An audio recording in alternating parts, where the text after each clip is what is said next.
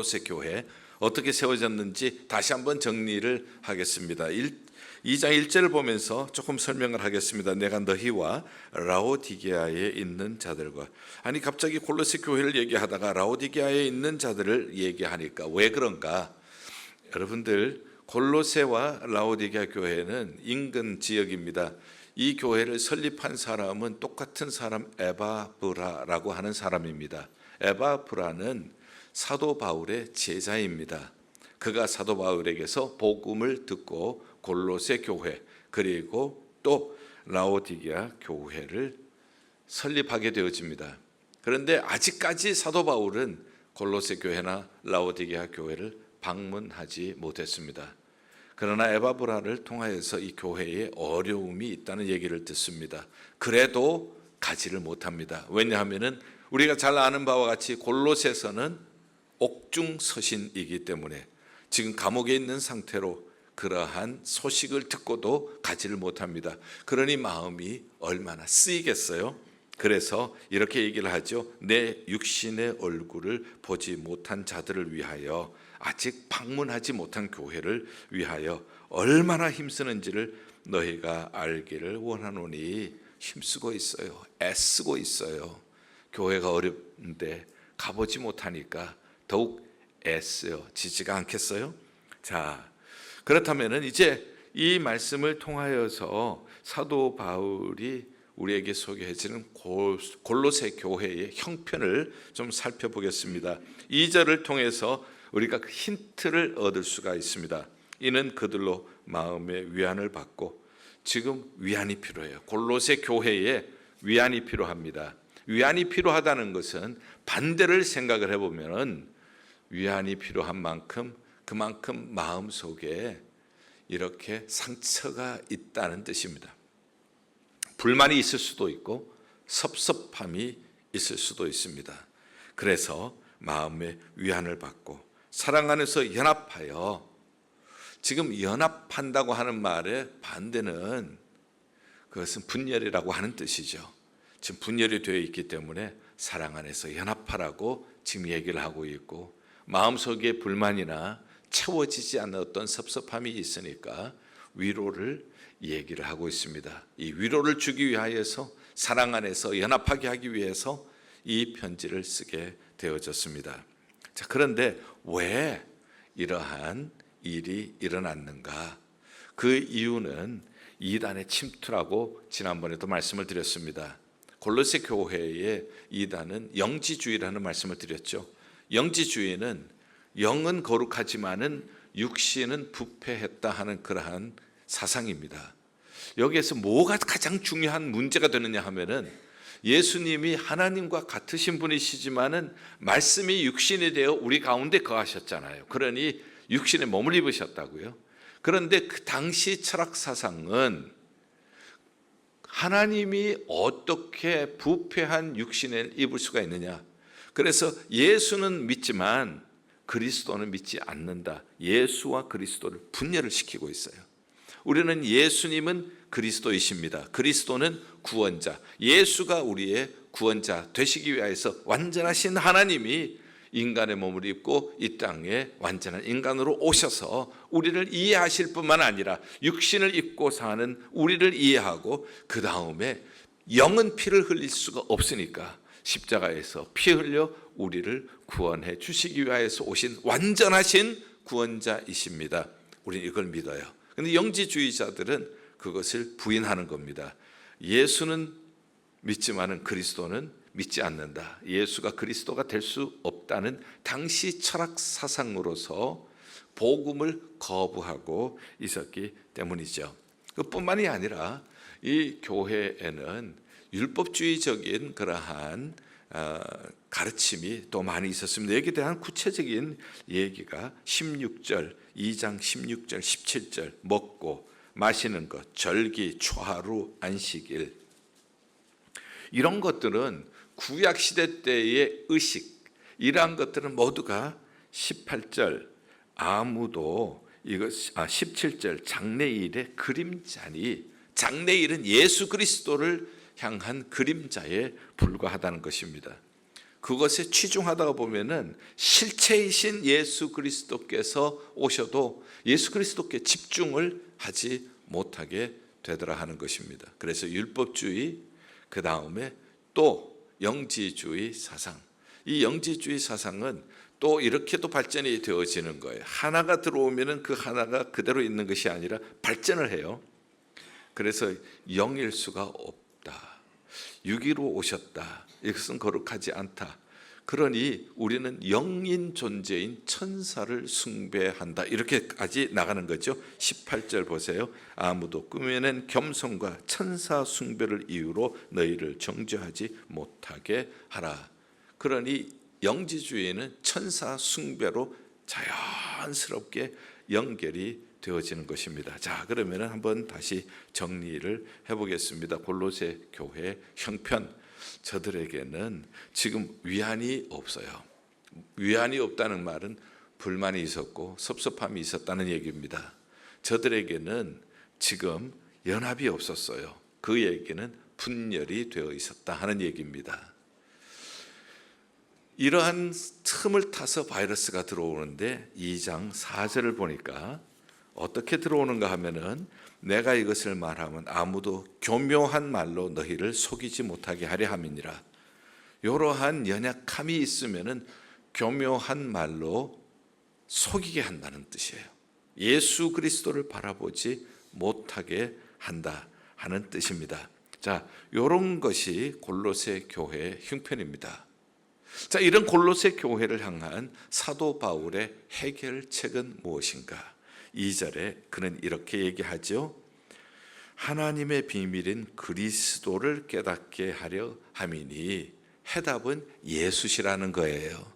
어떠한 이단이 와도, 어떠한 이단적 요소가 바이러스처럼 그리스도의 몸된 교회를 흔들려고 해도 해답은 예수 그리스도시라는 거예요. 이단의 특징 보세요. 이단의 특징은 항상 예수 그리스도를 부인합니다. 예수 그리스도의 주되심을 부인하고 교주가 재림 예수라고 얘기를 하잖아요. 그리고 이단 사상에서는 신비주의를 얘기를 합니다. 신비한 경험을 얘기를 하고 영적인 우월감을 강조를 합니다. 여기 오면은 영적으로 우월하다, 그리고 신비한 체험을 받게 되어진다. 신앙생활의 신비를 뺄 수는 없습니다. 그러나 위험해요, 신비주의가. 왜? 교만해지면은 누구도 못 고쳐요.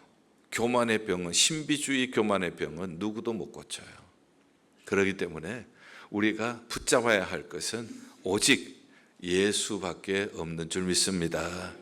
사도 바울이 이것을 위하여서 바로 지난주에 설교에서도 교회의 직분을 주신 것은 무엇을 이루려 하심이니라? 하나님의 뭐를 이루려 하심이니라? 할렐루야. 보통 통계적으로 보니까요, 교회에서 예배를 드리고 교회 나가시다가 그날 설교를 다 잊어버린대요. 그런데 여러분들이 일주일이 지났는데도 기억하고 계시니 여러분들은 정말 하나님의 은총을 받으신 분들이에요. 그렇죠? 네. 내게 직분을 주신 것은 하나님의 말씀을 이루려 함이니라. 그래서 제가 말씀드렸죠. 담임 목사로서 직분을 주신 것도 하나님의 말씀을 이루려 함이니라. 큰 교회 만드는 것도 아니고 유명한 목사 되는 것도 아니고, 하나님께서 담임 목사로 세우신 이유는 하나님의 말씀을 이루려 하심이니라. 하나님의 말씀의 핵심이 뭔가? 하나님의 말씀의 핵심은 곧 하나님의 비밀이신 누구? 예수 그리스도, 영광의 소망. 이 이야기를 다시 한번 반복하고 있어요. 얼마나 중요하면 이 이야기를 다시 반복하고 있잖아요. 그래서 하나님의 비밀인 그리스도를 깨닫게 하려 함이니라. 우리가 그리스도만 바로 깨닫고 있으면은 어떠한 이단 사상이 와도 흔들릴 수 없다는 거예요. 왜? 3절 소중한 말씀입니다. 외울 수 있는 분들은 외우시면 너무 좋겠어요. 그 안에는, 예수 안에는 지혜와 지식의 모든 보화가 감추어져 있느니라. 할렐루야. 예수 그리스도 안에는 지혜와 지식의 모든 보화, 예수 그리스도 안에 다 감추어져 있는 줄 믿습니다. 얼마나 소중한 말씀이에요. 예수 그리스도 안에는 나는 조금 지적인 신앙생활을 하고 싶은데요, 모든 지식의 풍성함이 예수 그리스도 안에 다 들어있어요. 나는 좀 더 영적인 체험을 하면서 신앙생활을 하고 싶은데요, 영적인 체험의 모든 것도 예수 그리스도 안에 다 있는 겁니다. 나는 좀 더 정서적으로 좀 위로를 받고 이렇게 했으면 좋겠는데요, 예수 그리스도 안에 정서적인 위로와 소망과 격려까지도 다 들어있는 줄 믿습니다. 예수 그리스도 안에는 지혜와 지식의 모든 보화가 예수 그리스도 안에 다 들어있는 거예요. 그래서 이단이 아무리 영적인 우월감, 신비주의 별 얘기를 다 해도 거기에 흔들릴 필요가 없어요. 오늘 사도 바울이 이단의 공격으로 말미암아 골로새 교회나 라오디게아 교회를 보호하는 방법은 예수 그리스도를 붙잡으라는 거예요. 예수 그리스도 안에는 지혜와 지식의 모든 보화가 다 감추어져 있기 때문에 그것을 캐내기만 해도 우리는 풍성한 신앙생활, 영적인 행복, 건강한 교회생활 할 수 있게 될 줄 믿습니다. 자, 그러면은 이제 여러분들에게 예수 그리스도 하면은 예수 그리스도 안에 지혜와 지식의 풍성함, 그 보배로움, 그것이 핵심적으로 함축되어 있는 것은 아무래도 예수님의 십자가와 부활이죠. 예수님의 십자가와 부활을 얘기를 할 때 많은 사람들이 이렇게 얘기하는 사람들이 있어요. 예수 그리스도의 십자가는 실패였지만은, 십자가에서 죽으셨으니까 실패였지만 예수님의 부활로 말미암아 실패가 성공으로 반전되었다, 이렇게 얘기하는 사람이 있습니다. 자, 여러분들 만약 이런 사람들의 얘기를 듣게 된다면은 여러분들은 어떻게 대답하시겠습니까? 그 일에 대해서 동의를 하시겠습니까? 아니면은 반대를 하시겠습니까? 만약에 여러분들이 이 이야기에 대해서 반대를 하신다면은 어떠한 논리로 반대를 하실 것입니까? 하는 질문입니다. 쉽지 않은 질문이에요. 예수 그리스도는 십자가로 실패를 했지만 죽으셨으니까, 그러나 부활로 실패가 성공으로 반전되었다 하는 이야기들을 흔히 들을 수가 있어요. 그러나 이 이야기가 얼마나 위험한 이야기인지, 예수 그리스도 안에 지혜와 지식의 모든 보화가 다 들어있다는 말씀과 연결해서 제가 좀 설명을 드릴게요. 예수 그리스도의 십자가는 그 자체가 성공이에요. 그 자체가 축복이에요. 왜냐하면은 하나님께서 범죄한 인류를 구원하시기 위하여서 구약 시대 때의 그림자로 보여주셨던 것이 희생 제사입니다. 희생 제사에는 두 가지 특징이 있어요. 하나는 안수고 하나는 핏부림입니다. 안수를 통해서 양이나 염소에게 죄 지은 사람의 죄가 전가가 되어지는 거예요. 그쪽으로 트랜스퍼가 되어지는 겁니다. 그 다음에 죄를 짊어진 짐승, 양이나 염소가 죽게 되어져요. 핏부림을 당하게 되어집니다.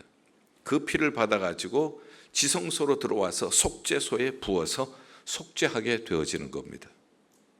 그래서 이 희생제사의 핵심은 우리를 죄 용서를 하시고 하나님과 다시 연합하게 하는 것인데, 그 절차는 두 가지예요. 하나는 안수고 하나는 핏부림이에요.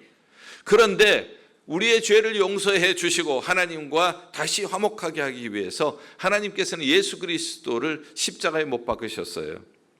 이사야 53장은 그것을 잘 설명을 하고 있죠. 그가 찔리면 우리의 허물 때문이고 그가 상함은 우리의 죄악 때문이라고. 우리는 각기 양과 같이 제기를 갖지만 하나님께서 우리의 죄악을 누구에게? 그에게 담당시키신 거예요. 전가가 된 거죠. 그리고 예수 그리스도께서는 피 흘림이 없이는 사함이 없느니라, 흠없는 자기의 피를 흘려서 우리의 죄를 온전히 씻어 주셨습니다. 할렐루야. 그 십자가는 자체가 하나님께서 죄인을 구원해 주시고 죄사함을 허락하여 주시고 하나님과 다시 화목하게 하시고자 하는 하나님의 구원 계획을 완벽하게 이룬 것이 십자가예요. 십자가가 절대 실패가 될 수가 없는 거예요. 예수님이 십자가에서 죽으셨다고 실패인데 살아나셨으니까 반전이네, 이게 아니라는 거예요. 그래서 우리는 예수 그리스도의 그 안에 있는 지혜와 지식을 우리가 바로 풍성한 은혜를, 보화를 바로 깨달아야 한다는 뜻이에요. 자, 희생제사를 완벽하게 이룬 것이 십자가지만은 그뿐만이 아닙니다. 하나님의 성품은 공의로우신 하나님, 정의의 하나님입니다. 정의의 하나님은 죄는 반드시 심판을 하셔요. 그래야 정의의 하나님이 되시는 거예요. 인간이 이 사회에서 죄를 지으면 감옥에 갑니다. 하나님 앞에 범죄한 영적인 범죄는 죽게 되어 있어요. 죄의 삭은 사망이니까. 공의로우신 하나님 앞에서 죄인은 모두 죽어야 되는 겁니다. 그러나 하나님께서는 우리를 죽이시지 않고 모든 사람이 죄를 범하여 하나님의 영광에 이르지 못했습니다. 모든 사람이 죄로 말미암아 죽어야 한다면 다 죽어야 하는 거예요. 온 세상 인류가 다 죽어야 하는 거예요. 그러나 하나님께서는 그렇게 하시지 않고 대신 하나뿐인 독생자 예수 그리스도를 십자가에 죽게 하신 거예요. 그것이 사랑입니다. 그래서 십자가는 하나님의 공의와 하나님의 사랑이 완성된 곳이 십자가예요. 이것이 어떻게 실패가 될 수가 있나요? 하나님의 성품을 완벽하게 이룬 곳이 십자가인데 이것이 어떻게 실패가 될 수가 있냐는 겁니다. 이 보화를 우리가 잘 생각하고 그리고 깨달으면은, 그리고 우리가 어떠한 상황 속에서도 흔들리지 않을 때에 건강한 교회로서 어떠한 이단이 침투해도 우리가 능히 물리칠 수 있게 될 줄 믿습니다. 자, 그렇다면은 이제 어떻게 사도 바울은 이런 교회를 양육했느냐 하는 겁니다. 여기에 목회자로서의 중요한 발견이 있는 거예요. 오늘 또 끊임없이 사람들이 모인 곳에는 연약함이 있어요. 그 연약함은 우리에게 때로는 섭섭함도 가져올 수 있고 불만도 가져올 수 있어요. 그것이 분열로도 올 수도 있습니다. 사람들이 모인 곳에는 어느 교회든지 있을 수 있는 이야기예요. 이러한 교회를, 이러한 성도들을 어떻게 양육하느냐는 겁니다. 너무 놀라운 발견을 하게 되어집니다. 6절 보죠. 이러한 가운데서 교회를 지키기 위해서 그러므로 너희가 그리스도 예수를 주로 받았으니 그 안에서 행하되, 이런 상황 속에서 온 세계의 모든 교회가 똑같이 이러한 위험에 노출될 수가 있어요. 그런데 어떻게 이러한 상황에 있는 교회들을 양육하는가? 먼저는 예수 그리스도를 지식적으로 알아야 합니다.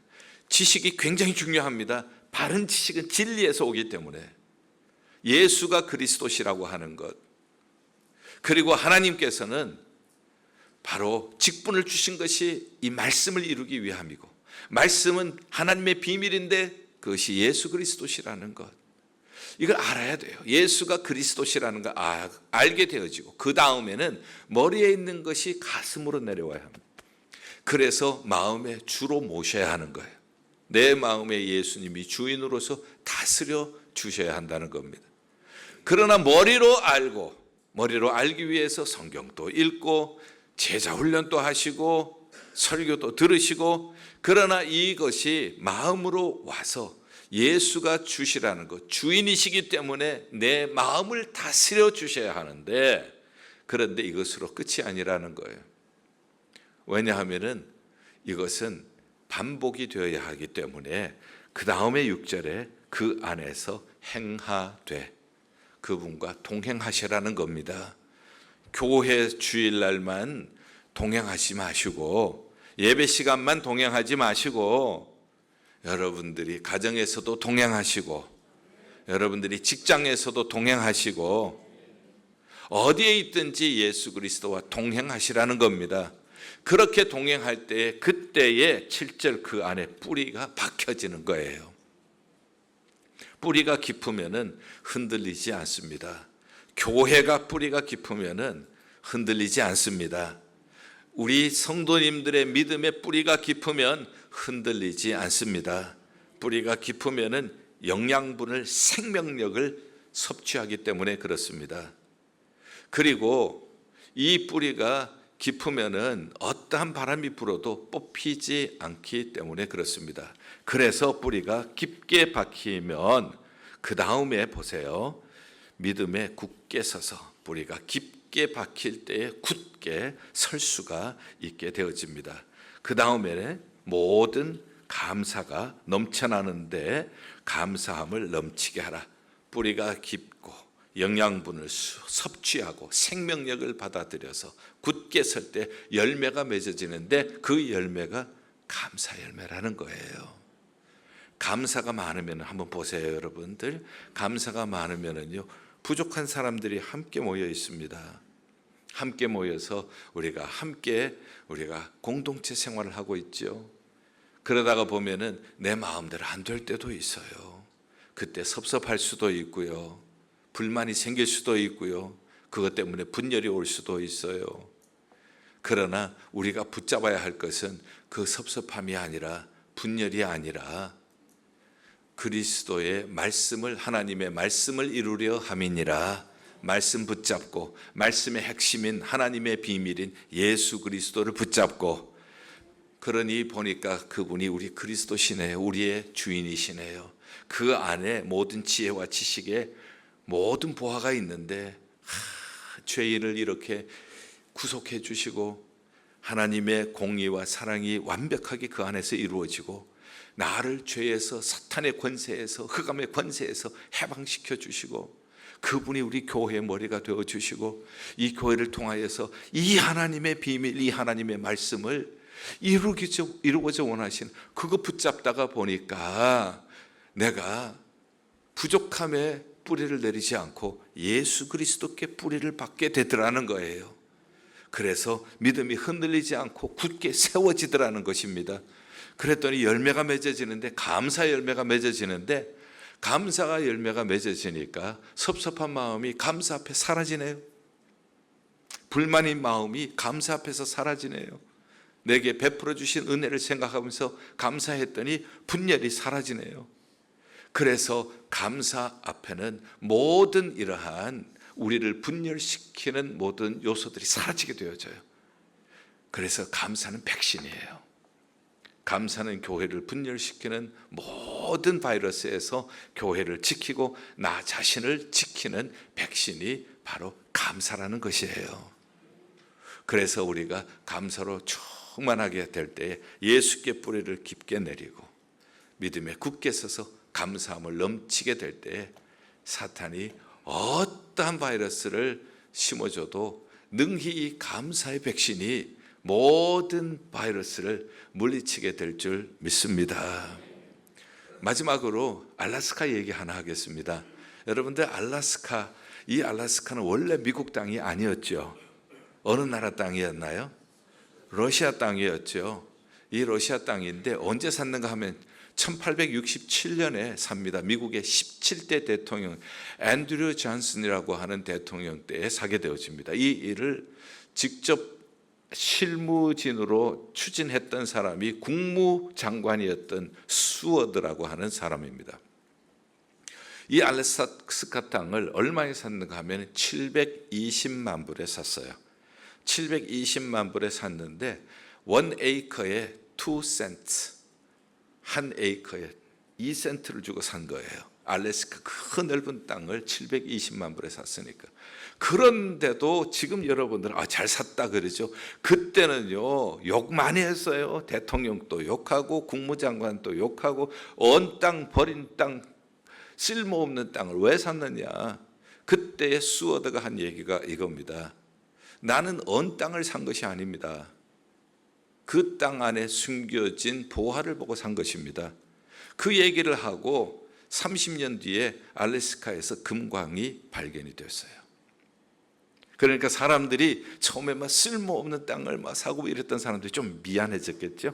20세기에 들어와서 거기에서 석유가 발견이 되었습니다. 지금 미국 땅이 본토가 모든 환경으로 인하여서 자원이 고갈된다 하면은 모든 이러한 자원들을 가져오는 것이 알래스카예요. 사랑하는 여러분들, 사람들이 이렇게 얘기를 할 수가 있습니다. 예수 십자가에서 그냥 죄수로서 죽은 사람을 왜 믿느냐?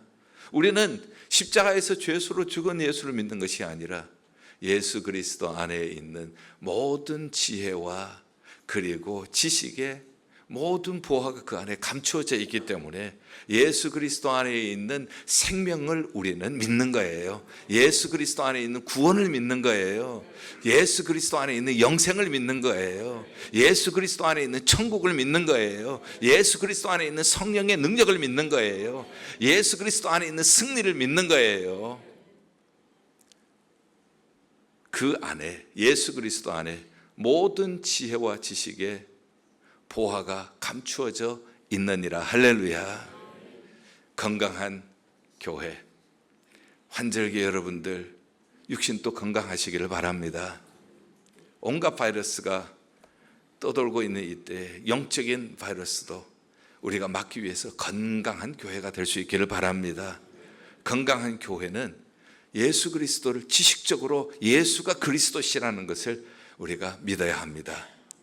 그리고 예수 그리스도를 내 마음의 주로 모셔야 합니다. 예수가 다스려 주셔야 해요. 그리고는 매일 그와 함께 그 안에서 행하되 동행해야 합니다. 그때에 예수 안에 뿌리가 박혀지게 될 것입니다. 믿음으로 굳게 세워져서 우리가 감사의 열매를 풍성히 맺게 될 줄 믿습니다. 그 감사의 열매를 온 세계 열방에 나누는 복음의 통로가 되는 예일교회 그리고 성도님들 되시기를 주님의 이름으로 간절히 축원합니다.